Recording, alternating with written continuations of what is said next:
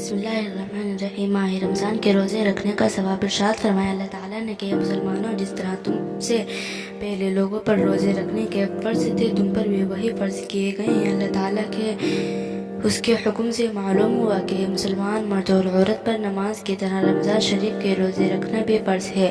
اگر نماز پڑھی اور روزے نہ رکھے تو نماز نجات کے لیے کافی نہ ہوگی۔ اگر کوئی روزے رکھے اور نماز نہ پڑھے تو روزے بھی نجات کے لیے کافی نہ ہوں گے۔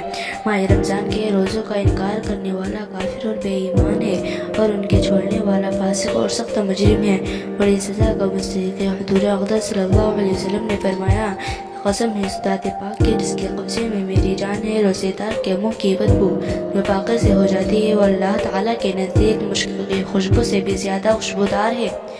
ارشاد فرمایا کہ روزے دار کے لیے وہ خوشیاں ہیں، ایک دنیا میں روزہ کھولنے کے وقت اور دوسری آخرت میں جب کہ اللہ تعالیٰ سے ملاقات ہوگی، اور قیامت کے دن روزے رکھنے والوں کے لیے عرش اعظم کے نیچے دسترخوان بچھایا جائے گا، اس پر طرح طرح کے کھانے رکھے جائیں گے، وہ اس پر بیٹھ کر بڑے عزت و شان کے ساتھ کھانے پینے میں لگے ہوں گے، اور جن لوگوں نے دنیا میں روزے نہ رکھے ہوں گے وہ حساب کے لیے قیامت کے میدان میں کھڑے ہوں گے۔ وہ لوگ روزے داروں کی عزت شان دیکھ کر کہیں گے کہ یہ خوش نصیب کون ہے جو ایسی مصیبت میں کے وقت کھانے پینے میں لگے ہوئے ہیں۔ فرض سے جواب دیں گے، یہ وہ لوگ ہیں جو دنیا میں ماہ رمضان کے روزے رکھتے اور بھوک پیاس کی تکلیف اٹھاتے تھے۔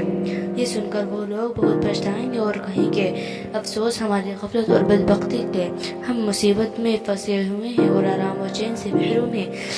تو ناظرین کرام، آپ کو پتہ چل ہی گیا ہوگا کہ روزے رکھنے کا کتنا بڑا ثواب ہے، تو آپ بھی روزے رکھیے۔ آپ سب کو رمضان مبارک ہو۔